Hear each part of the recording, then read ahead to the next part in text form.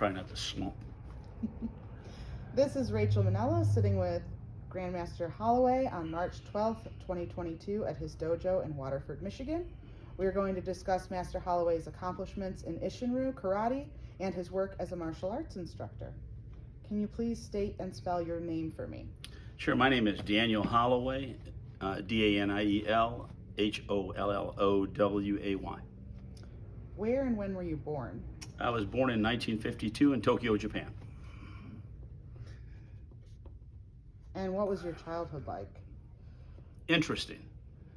I say that because I grew up somewhere less than blue collar, very poor neighborhood, and I was a mixed race child. My mother was Japanese, my father was an American and Caucasian, and so I was a mixed race child, one of the first few during that era. It was interesting because we culturally, we did a lot of what the Japanese culture does in my home. But a lot of times we ate, drank, and a more Caucasian existence. And so it was an interesting time. My father wasn't highly educated. For a Japanese woman, my mother was educated. She had a couple of years at university before she got married. And my father was more of a skilled tradesman.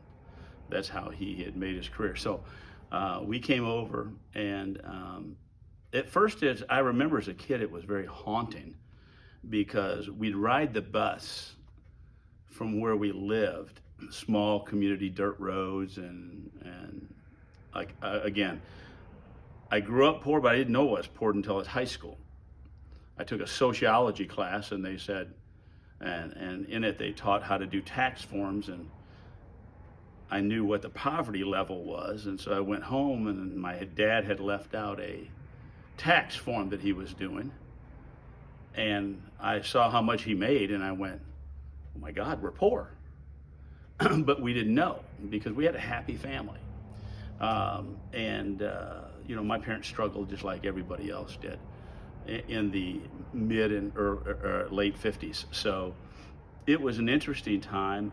When we rode the bus, back to the bus, it was interesting because I remember, if anything, I remember the stares that my mother and I got, and they always sat us in the back of the bus.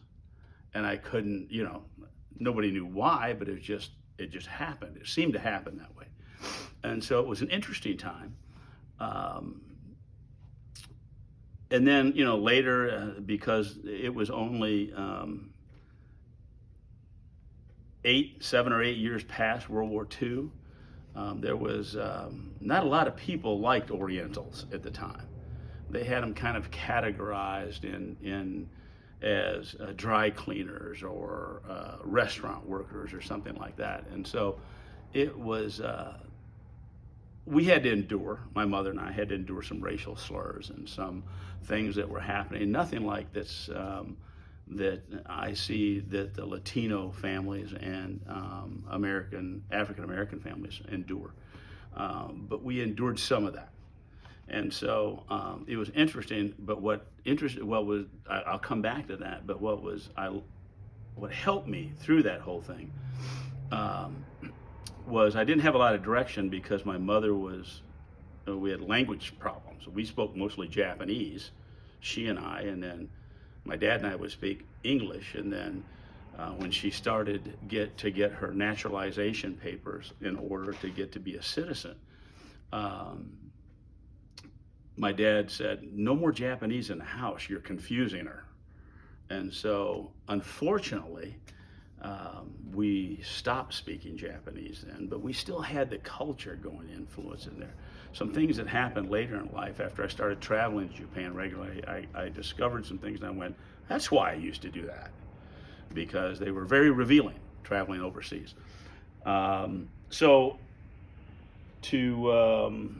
The childhood wasn't, except for being poor, wasn't life altering. I think I developed some great confrontational skills at the time. Then, as I grew up, I started discovering, I wanted to discover more about my Japanese side of the family. And so I started my training in martial arts in 1968, August, about July or August 1968. And I started under a sensei that was very well known at the time. His name was Norbert Donnelly. I started under him, and he retired some 8 years later. I and one of his people, I was helping him run a dojo. He owned it, I just helped teach. His name was Louis Grinnell, but we were dojo mates, and under Sensei Donnelly. And then, so I helped him in the dojo for a while. And I ran across a fella by the name of Sherman Harrell. I had started under him in 1985 or 6, and stayed with him until he died in 2002. Great guy, didn't realize who he was at the time. He was just one of the finest technicians I'd ever seen. He could break down katas. He knew how to do all levels of bunkai, omote, oyo, ura bunkai, and he could break those down and they began to help me make sense of the kata. And he taught the Kempo Gokui, which, or the 8 laws of the fist. So it was an interesting time there. About 1990, together, he and I started studying with Sensei Mitchum. And Sensei Mitchum was the highest ranking American to come off of the island. He was promoted in November of 1964, and then you hear about the other pioneers. They're up on the wall back there, which was Steve Armstrong, Harold Long, and Don Nagel. Those guys got promoted later, 1966.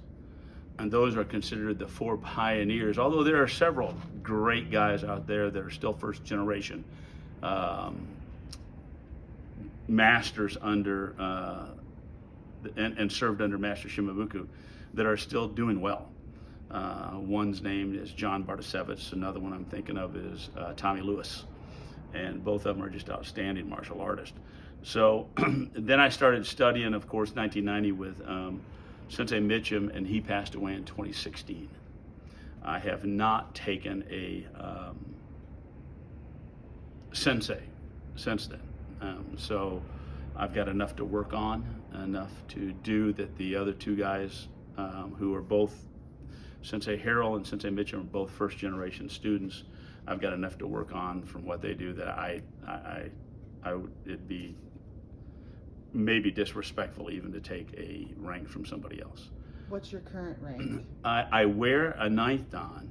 I have a certificate for a 10th dan. When Sensei Mitchum passed away, he left certificates for 2 of us that promoted us upon his death to 10th. And so, although I could, I just feel I'm a little young for it right now. And we'll wait a few more years before I do that. I've come up with a formula so that it would be more acceptable. Yeah, I have a 10th dan certificate, but I wear a 9th dan.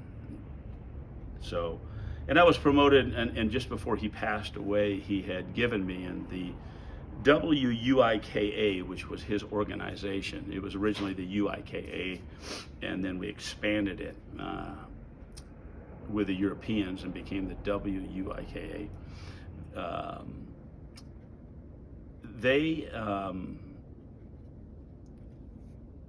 We gave away rank and titles separately.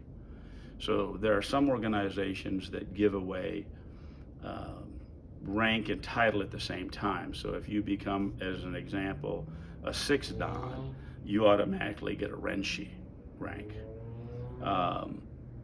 Some organizations, the higher standard seems to be that you give the rank away and then you give the titles away later, because there are instances where a person could be an 8th or 9th dan and not have served enough time, maybe he's still doesn't have his own dojo, isn't working in a national organization or something like that. He's just a student, continues to be a student. Well, maybe he doesn't get that title rank. So the higher standard seems to be to take the rank separately, and Sensei Mitchum gave me a Hanshi rank separately in 2016. That's a little bit about my history as it goes in there. So when I first got involved was in 1968. Have I practiced other forms of martial arts? I think you do indirectly, but directly I've practiced with some judo guys and some aikido guys. And actually I was made an honorary black belt in Taekwondo, but I really don't work out in those things, but the principles, especially the Hako Kempo, the principles are very, very much the same. The movement and inside those, the meaning behind the movement inside of the forms they do that we do are very, very similar. So both directly and indirectly, yes, I practice other forms of martial arts. What made me choose Isshinryu over other styles is its simplicity, its rapid movement, and its precision or economy of motion.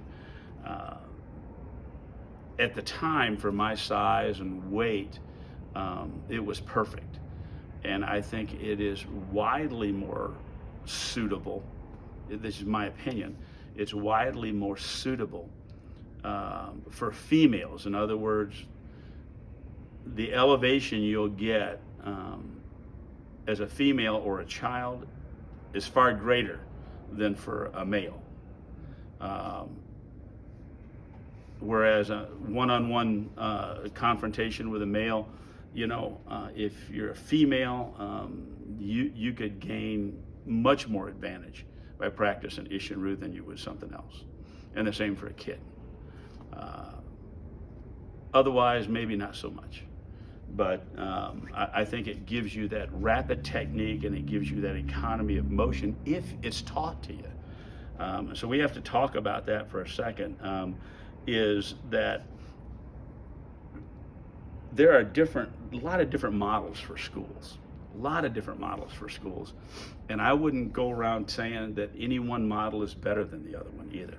My model is different than the next nearest dojo going north here or west of here or south of here. My model's different. I have a different motivation than most people do. And so you're going to get different models. So I'm very careful about not saying things negative about other dojo models. It's just, all of them are trying to do better. And I think we're all trying to grow and have it be a better version of ourselves anyways, which is what Funakoshi taught, right? He said, listen, you need to fix yourself before you start fixing other people, but the goal is to fix yourself.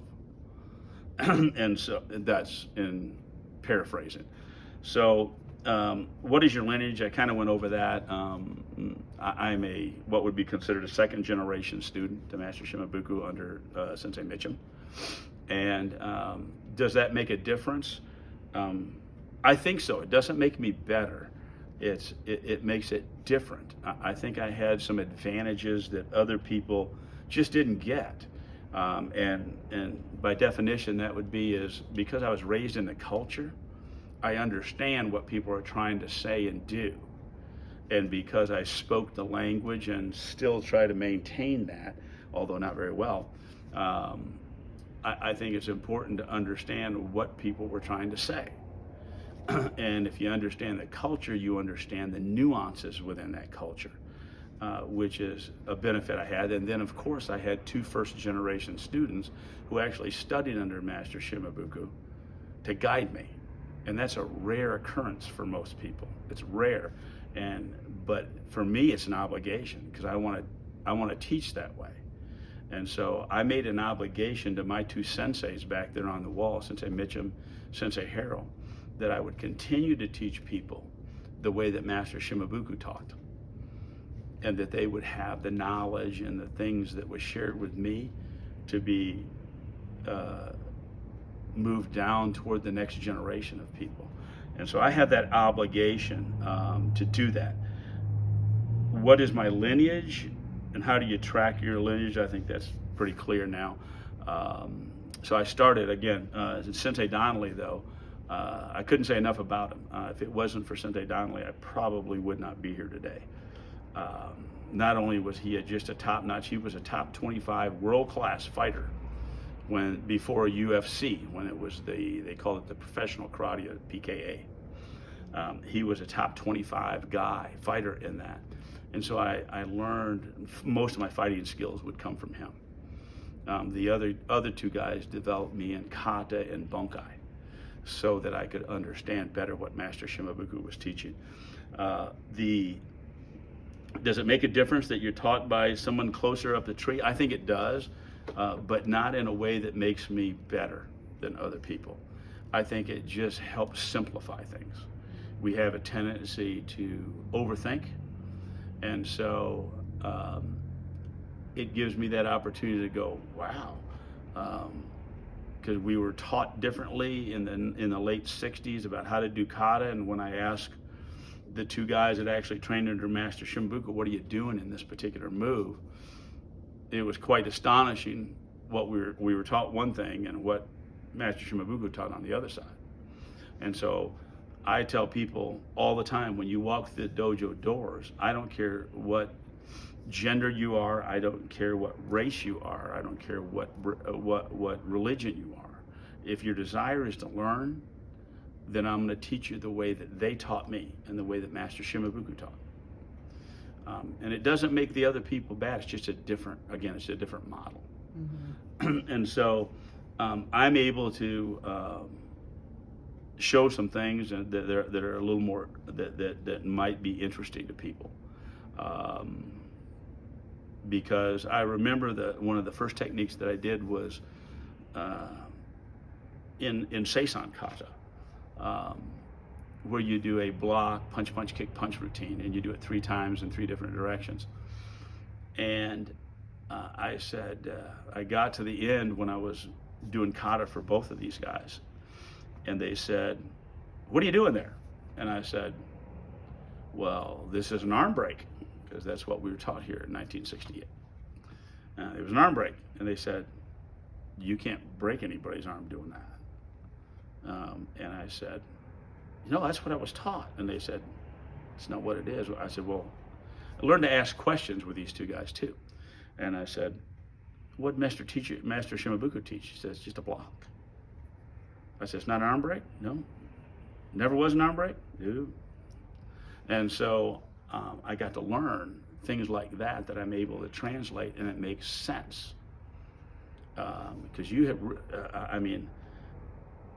I couldn't break a 7-year-old's arm using a technique, and people, when you ask them to try it, you go, well, it's not really working. It's not supposed to work because it's not supposed to be an arm break, so it's a block. And so those little things gave me a lot of incentive to keep learning. So I think the lineage can make a difference. It doesn't make anybody's karate less or more, right? We have in Isshinryu, we have a lot of different models. I like to call mine a balanced model. We have some schools that only do kata work, but they only do a surface level kata. So they don't teach self-defense, they don't teach bunkai, they don't teach other than surface stuff. They rarely do fighting techniques. And so most of what they're doing is, I hate to say this, but it's dance. It's an amalgamation of movement that tries to tell a story. Well, that's what dance does. Mm-hmm. Or interpretive dance, I should say. That's what interpretive dance does. And then you got people that have stopped, unfortunately, I ran across a guy, and they only only do the first 6 katas. And they said, yeah, nobody could teach them anymore. So all we do is fight. And that's a shame, because there's so much lost in that. It doesn't make them bad again, because they're good fighters, right? But we're very balanced in the fact that we do a lot of kata, a lot of kumite, a lot of self-defense kumite, and then free smarting. So we still do the whole balance routine. It was interesting. I saw a meme this week, and it showed a boy on the ground, and he said, "I'm a black belt," but another boy was on top of him just smacking the snot out of him, and 3 other kids were standing around them shooting a video, and he says, "I'm a black belt." And above the meme it said, yeah, he got his black belt because he paid his dues and he came regularly. And that was it. But his training didn't help him in any way. And that's the shame part of it, right? That we need to get better with that, as far as instructors go. So my early career kind of went over that. Tournaments. I won some good tournaments. There's trophies up there. I don't require tournaments. If people want to go, I'll train them for it. We've done well as walk-ons because of the type of training we do. We're very cross-trained as far as physicalness goes. So, having trophies, getting trophies. I think that 2 in the there was one called the Hall of Fame. I competed in kata the last time I competed, and I won the Masters division. And at that point, they didn't let us compete in the Grand Championships. And then in the Fall Classic, which is another Knoxville, which many Isshinryu people consider Knoxville area, East Tennessee, to be the Mecca of Isshinryu. I won the Fall Classic in fighting. So it also an interesting time. But so I've done some tournaments, done a lot of seminars, taught a lot of seminars. The tournaments, tests, events that stand out, I don't know. What I learned about tests were that we've made a production out of test here in the West. Master Shimabuku, when he promoted both of my senseis up there to black belt, he said these words to him. Master Shimabuku said, "Go catch your black belt." And what that meant was, go to the PX, go buy your black belt, and come back. There wasn't a big production of moms and dads and cameras and other things like that. It was just, here's what you've achieved. Although one of my sensei, Sherman, said to me, he said, but we were never given a black belt. And I since changed my own certificates for black belts. I entrust them, which is got a whole different meaning to it than just you've earned it. You're entrusted with that now. And so it has a lot to do with proficiency. So the events that stand out, of course, is winning the Hall of Fame. And event would be when I was inducted into the Hall of Fame, the Isshinryu Hall of Fame. Isshinryu Hall of Fame is different than some of them. And you can see, if you get a chance to scan, there's a Who's Who Legends Award up there, and there's a Isshinryu Hall of Fame induction up there. It's some of them you're nominated, and then you pay money. If you want a certificate, you're still nominated, you still make it, and you don't have to do that. But if you want a plaque, you got to pay for it. If you want a ring, you have to pay for it. The Isshinryu Hall of Fame is done strictly by peers. So you're nominated, then you're voted on by a board of directors. They're not a promoting board, the Hall of Fame. You're nominated, and this board of directors looks at your accomplishments and says yes or no. And that in itself is an interesting way to do things. When did I earn my black belt? 1974.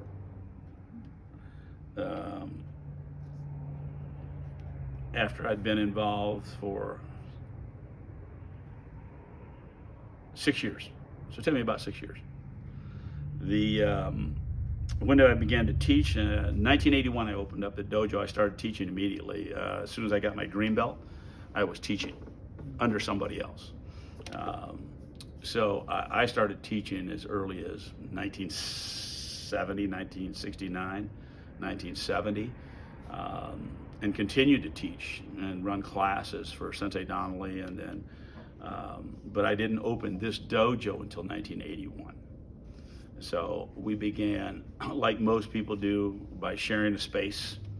Sometimes it's a community center, sometimes the bottom of a church, but we've been here in this particular location since 2004. We've always been within 2 miles of here. Started in 1981. The philosophy of teaching karate is that I want to provide the means to teach people good karate. That's our vision/mission statement here, with affordability. I have to add that in. And so my teaching philosophy is as simple as what I told both of my sensei that I would do, that I would teach what Master Shimabuku taught them. And so that kind of drives that. I don't think my philosophy is any better than anybody else's. And I appreciate all the models that I talked about earlier of schools, of how to do and how to teach Isshinryu Karate. I think I don't think mine's any better. It's just a model. So it'll appeal to some people, and other things will appeal to other people. It's okay. What do you think the most valuable aspect of Isshinryu is? I think the most valuable aspect of Isshinryu from a technician standpoint is its speed and durability. I think those two factors alone make it impressive as a martial art. Have I needed to use karate to defend myself or others? Yes. Not good was a result for the other persons. Unfortunately, yeah, life throws you into certain situations, and I had to defend myself a few times. When I figured out that the common denominator was going to bars and pool halls, then I stopped. And so did the need to do self-defense. So it was a growing up time, but yeah, I had to use it, and it was effective. And I've worked with and taught some bouncers and policemen and other people that have had to use effective street technique, and they work. I'm not ashamed to say that it does work. Unfortunately, and you're going to come up with a question here that's kind of interesting here in a moment, and we'll talk to that nature. There are some schools that don't have the capability of teaching much, and they're actually hurting people and the style. What advice do you have for Isshinryu students and instructors? My advice is on the wall. It's perseverance. When I started, I can't think of one person that I started with that finished with me. And so it's perseverance. I just wanted to keep doing things. I would tell you to persevere. Even when you don't understand why, persevere. Sometimes, I've seen it happen, that might mean that you have to find an instructor that can take you to the next level. I'm sure there's been people work out with me and said, I want to do this, so I need to go to a different level. And that's fine too. I'm not saying that I'm the most encompassing of all things, or that people should work out with me. If the desire is to be a good fighter, then learn street techniques and then put you in touch with some good fighting people. But I think you have to have that perseverance, that mindset to say, I'm going to keep going. I'm going to keep doing this. It's been good for me. I'm going to keep on. So, how many students have you promoted to black belt? I think it's approaching. I've been doing this for 50. This is now my 54th year, and I think I've promoted about 50. We just started a kids program, a junior black belt program. I didn't have one previous to about 5 years ago, and probably should have, because I had kids that were brown belts for 9 years, and I just wouldn't promote them until they got close to 16. But I found that the junior black belts, the way I'm doing the junior black program, works well. They typically don't get a certificate from you until they turn 16, but they're allowed to wear their junior black belt. And all my junior black belts have to take the same test that the adult black belts take, same test. I don't require a 12-year-old to be able to hit as hard as a 35-year-old, but they still have to be able to hit hard, or kick hard, or block and punch with accuracy. I was inducted into the Hall of Fame, the question asked, in 2008.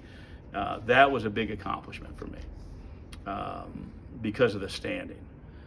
Probably the next biggest event, going back to the event scenario, I was then elected into the Hall of Fame Board of Directors 2 years ago, I think.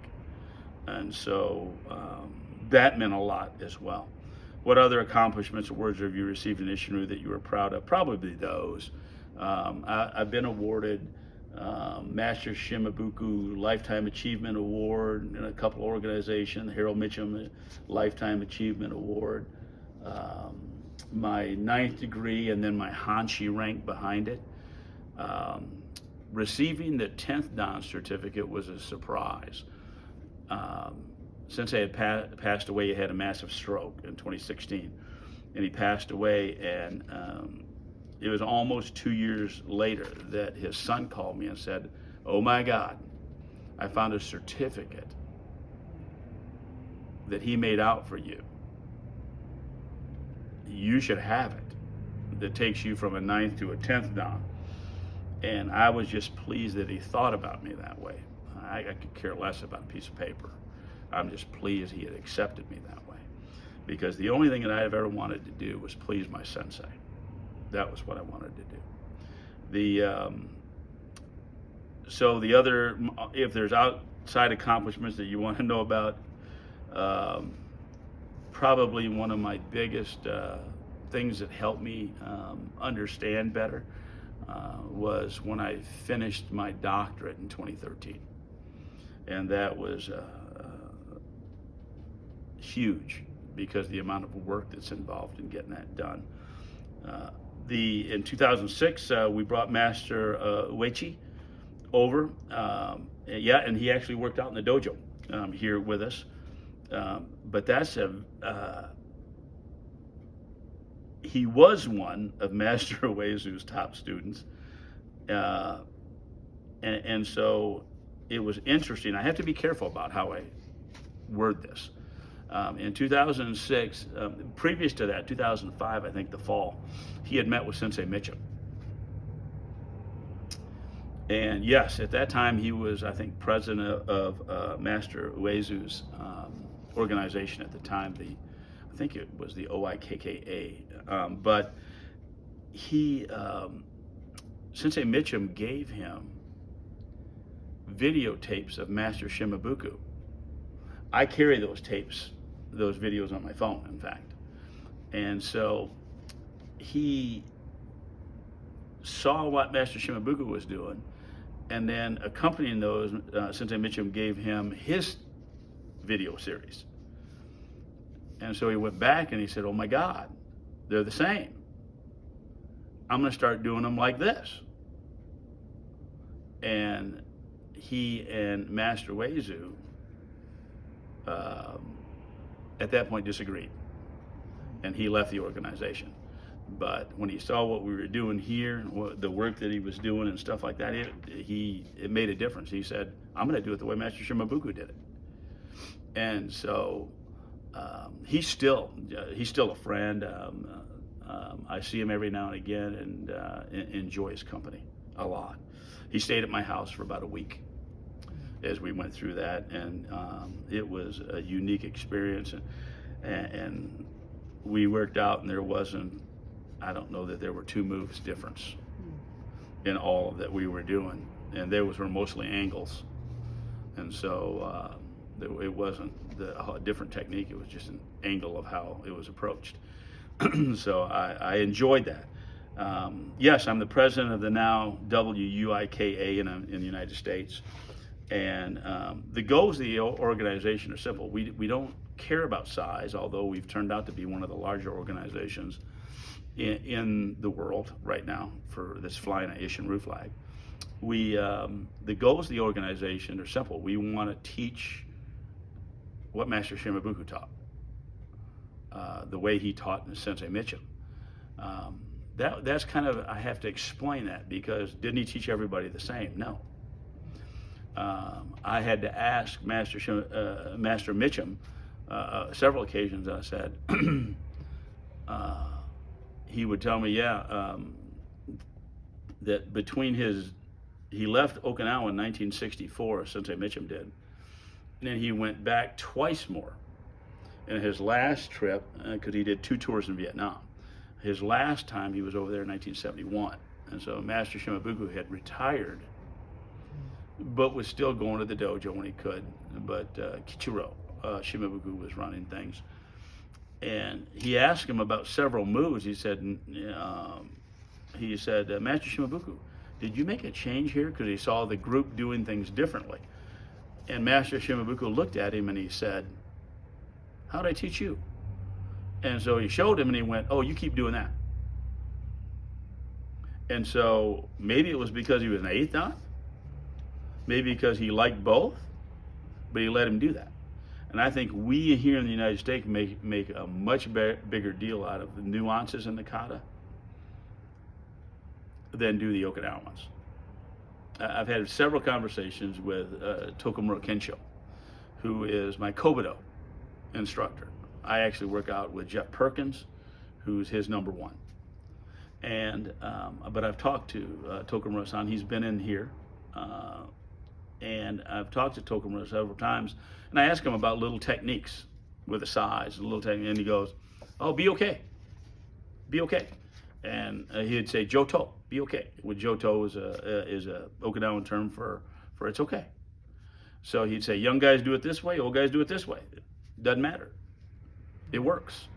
And so I think we here in the West trying to make a bigger deal out of the precision and the way things get done than what the Okinawans would. Do I think popular culture such as television, movies has an effect on established dojos and systems? Yes. Both pros and cons, right? On the pro side, every time there's a new Cobra Kai routine coming out, we get more students. On the con side, the expectation is that they're able to do these things at the drop of a hat, and you can't do that because this dojo is not a 10-week rec program. We're an ongoing program, and you can get involved anytime, but we're going to teach you good karate. And some of that stuff isn't what they do on TV. So there's the con side of it. But it does have an effect. They always have. I remember being in the martial arts when Bruce Lee had his first movie. And when David Carradine, who was a horrible martial artist, had his routines, and I'm going, and every time something new happened, we'd get new students. And that was the plus. The other side of it is we'd telling people that ain't gonna work. And so, how have things changed in the martial arts world in the time you've been practicing? Probably for the better. They've changed from the standpoint that, and I say this very humbly, but I've been teaching Isshinryu longer than Master Shimabuku taught Isshinryu. And so, the cross training techniques we use to keep people in shape, I think, are better than the ones they used to use. I think there's some kids, because back when I took it, you had to be 16, and there weren't any kids. Now there's some 6-year-olds that are dynamite. Now they're few and far between, but they're still nonetheless dynamite. What are you going to do with those kids later? And so I think those things have changed. One of the things that changed martial arts a lot was, of course, when I started, we fought with no gear on our hands and feet. We were bare knuckle. They call it blood and guts karate because we didn't have anything. If you could afford a pair of shin guards that you might find from a soccer player, then you might use those. But other than that, you didn't. And so it made fighting easier because you knew you could probably get up and go to work the next day. Whereas sometimes you just didn't make it out, you barely made it out of the dojo with everything intact. So I think there's pros and cons. Have you heard of McDojos? Any thoughts and comments on those organizations? Yeah, I think there's 2 definitions of McDojos that I've heard. One of them is indicative of places that are commercial and they don't care. They're just pushing students through, and your student will maybe do a punch block kick series for 30 minutes and you're done. And the teachers aren't good. And so there's that definition. And then there's the definition where you get somebody who gets to be a black belt and says, I'm going to go open up my own dojo now. And there's no licensing requirements. There's no rules and regulations. Somebody could walk through this door and say, I want to buy the place for $500,000, and I might sell it to them. And they could start their own style and not know anything. So there's no real restrictions on that. But sooner or later, it'll come back to haunt you. And so there's McDojos with instructors who aren't ready to teach. Because Shodan actually means, oh, I'm just now starting and I get to do black belt training now. It doesn't mean that you've reached the end of your journey. That's the beginning of black belt training, not the end of your Q rank journey. And so you got to look at it like that. And so depends on, and I think there are both styles, both of those. There was a guy around the corner from here that several of his students came here and wanted to get promoted, and I said no, because they just couldn't do anything. They couldn't block, punch, kick, and that's all they'd been taught, and they were given black belts. Sensei Harold and I were doing a seminar, and we had a guy show up, and he waited out in his car, and he said, he sent his students in and asked, would we promote him from a knee dan to a 6th dan? And we said, no, we've not ever met you, not ever seen him. No, we don't do those things. And his students felt betrayed because they didn't know anything. They were given black belts and they couldn't hold a candle to green belts. And so there's the McDojo side that doesn't have a sensei, and there's and then there's the other side that they're only teaching to make money, and they're not teaching for any depth of knowledge. So I don't have a high opinion of either one, because I see kids get hurt, and other people have bad experiences, and they come in here and say, yeah, I used to take it, but something happened. And you figure, and once you find out what happened, you go, and it was a bad experience. And so they're full of bad experiences, and I hate to see that. Do you have any thoughts about Western people with no Japanese Okinawan lineage or knowledge of the language and teaching the arts? Yeah, it's. I don't think that there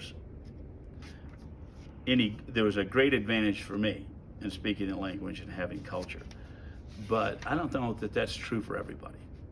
There are some great dojos out there that teach solid martial arts, Isshinryu martial arts, that they don't speak the language. I mean, when I first started with Sensei Harold and Sensei Mitchum, although Mitchum's Japanese was pretty good because he was married to an Okinawan for, I want to say 15 years, maybe longer. And his Japanese is pretty good, but for instance, in my dojo, we make it an emphasis that by the time you get to be an orange belt, you better know and they're on the wall, you better know all the basic exercises by name and kicks.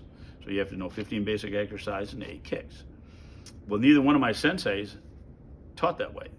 They didn't say that an open side block was Tagata Barai Nukite, or Tekana Barai Nukite, sometimes it's called. They would say it was open side block, fingertip strike. They just use the English for it. So and I wouldn't dare say that they were bad instructors. It's just different. It gives me an advantage in my own understanding. I try to pass that along. I'll give you an example. I had a high dan, he was an 8th dan, say to me one time, and I was not an 8th dan at the time, say to me, Master Shimabuku looked at all my katas and didn't have one correction for me.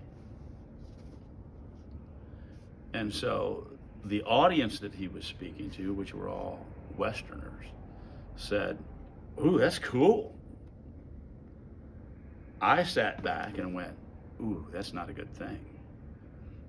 Because if a Japanese doesn't acknowledge you, that means he doesn't care. And so on one hand, he took it as a compliment because Master Shimabuku didn't make any corrections. You look at it from another cultural angle and you go, if he didn't make corrections, it means he didn't care.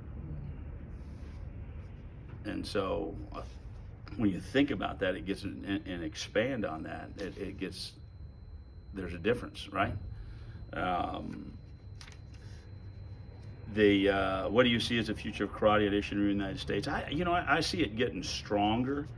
We're allowing people that couldn't take it, women, there wasn't any girls when I was taking it in the dojo.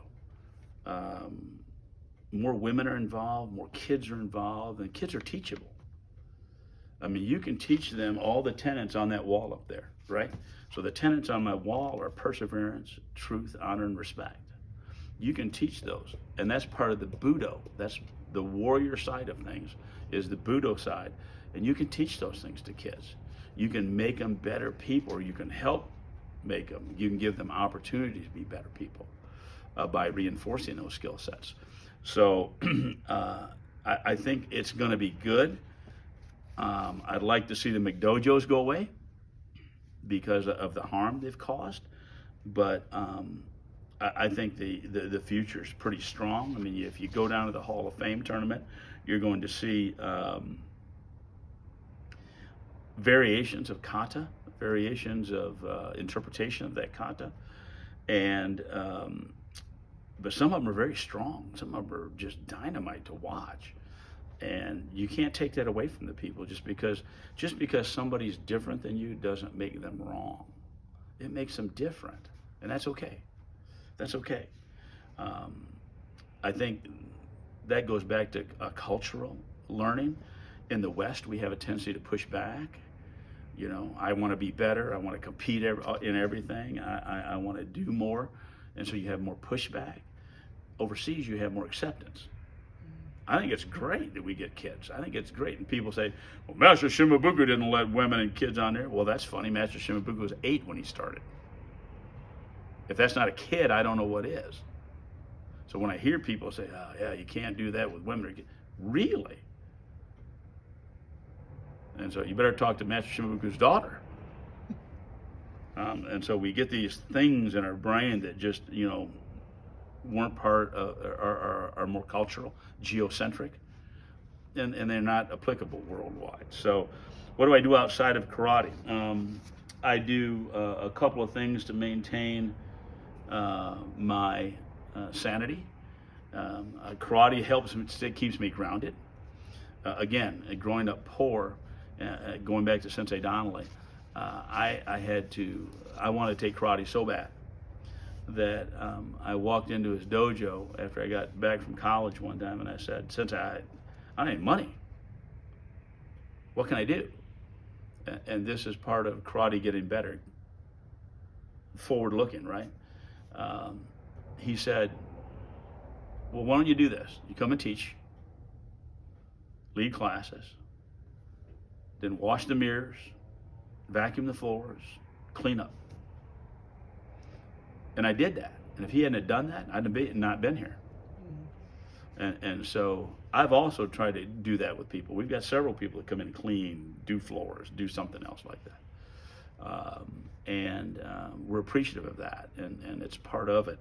So I think that's the basis of your questions, the things I wanted to share with you. Or what do I do outside of karate?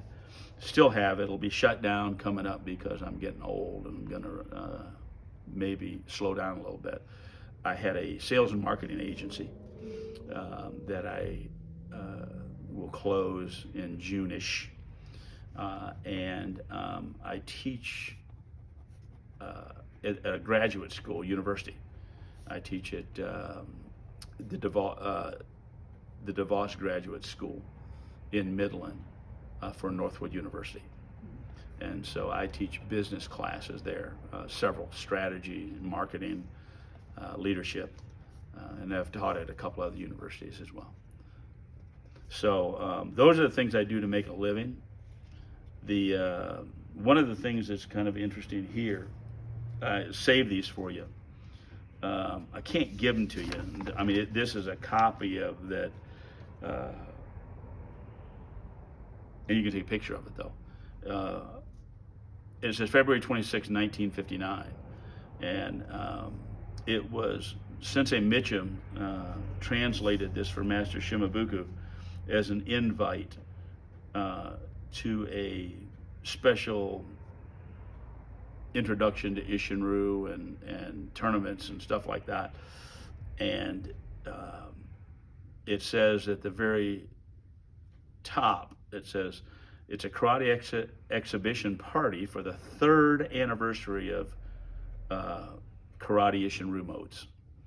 And so this is what it looks like. Wow. And I wanted to share that with you. And again, Mitchum had that done, Sensei Mitchum had that done, just to show you when it started. I mean, most people acknowledge it started in 1956, and so that's kind of confirmation, and Master Shimabuku's approved that letter to go out so that people would participate with him in his celebration. So that was kind of interesting in itself. And it speaks to some of the visitors that are going to be there as well. So you're welcome to take a look at that and make sure that I have a couple other pieces that Sensei Mitchum gave to me that are interesting like that. The other interesting is this is one of the first books that were published for Isshinryu by Sensei Donnelly, and he is a prolific writer. So this is an original and given to me by Sensei Alan Wheeler. But it's the Isshinryu. He got this approved, Sensei Donnelly. I remember him telling me about this. He got this approved by Master Shimabuku before he died. So when I first came across this, I think it was 1972 or 3. And so he's the first guy that broke it down. Here's the back cover of Sensei Donnelly on there, of kind of how you broke down the little history, how he broke down the science in the exercise routines, the kicks, the punches. At one point, this was copied and done more in caricature rather than photos, but Sensei Donnelly was the first one to have this out. And it was accurate enough that Master Shimabuku approved it and said, yeah, you can do that. And so this is a unique little booklet. My copy, my original copy is worn out. I mean, there's no color left in it. So I keep this one hidden, but wanted to show it to you. Because Sensei Donnelly is again, a prolific writer, great technician. He still comes around. And I gave him a key. I said, here's a key. If you ever want to work out, you call on your own, whatever you want to do. And so he's a great man that kept me involved and kept me going as well. And for you, I'm going to give you one of these as a gift. Oh, thank you. It's a good read. It's a fun read about what karate was like back in the late 60s. I don't have this one. And so Thank you very much. it's a good read, and you'll like it. I think you'll enjoy it a lot. Do you have any other questions? What was your PhD in? It was in business administration. Okay. Yeah, it was a lot of work. I had, you might find this interesting. I started schooling because I wasn't encouraged to do anything in higher education. There was no direction for me from my family.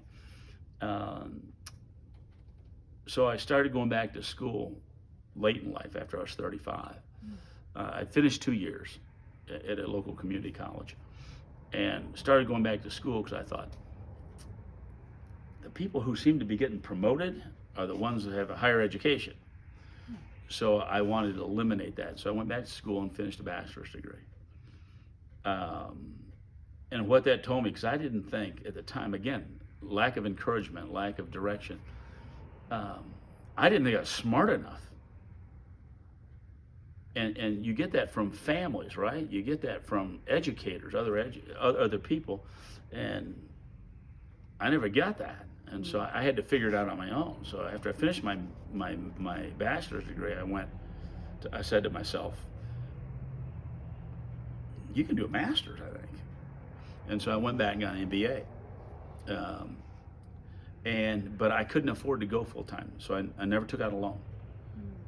I paid for a class, I worked. Paid for a class, I worked. Paid for a class, all the way through. When I got to be doctorate, same thing, same type of program. I stayed out about 10 years before I went back to get a doctorate, though. I ran my own company and did some other things like that. And I thought, after the Great Recession in 2009, I said, I'm still young enough. I need to do something else just in case this happens again. And so I went so that I could supplement some income if I needed to by teaching. And so I finished that and have worked as a consultant along with the marketing and sales business and teaching. One backtracking question also, speaking of family encouraging, when you started getting involved in the martial arts, did your parents, mother or father, feel one way or another about it? You know, my mother thought it was funny. My dad, he had taken judo and was a brown belt. And so that fascinated me because, you know, when you're a young guy and you're sparring with your dad a little bit, I mean, just more like bear cub sparring, that type of thing, just wrestling around. And all of a sudden I'd find myself on my butt. So I started taking, you know, Isshinryu, and he didn't care. I had to pay for it myself and work that out, but he didn't care. My mother thought it was funny because I came home, and although we spoke the language up until I was 6 or 7, and then that's when my dad said, "No, you don't need to be doing that because you're confusing her." It was interesting because I came home and I'm counting, and she looked at me and said, "What are you saying?" And I said, "I'm counting in Japanese, Mom." And she goes, "Oh my God, you're hurting my ears." Not because I was being loud, because I had trashed the pronunciations. And she said, "That's not how you say that." And so it was funny. She thought it was funny. But later she began to accept the fact that I just was trying to get in touch with my folks. And later in life, when I worked as an executive for a company, I was going overseas a lot. Um, I got to reunite with my uncles and aunts and cousins and discover more about the culture than, again, it was where I found out I'd look around and go, I know why I do that. And because these people did that. And it was cultural. And my mother kept that. And so that was in itself eye-opening. I didn't want to leave. I got to Japan. I did not want to leave. I guess my wife is thankful that I left. I got there. Yeah, we've been married. We've been married 50 years. Do you have children? Coming up two.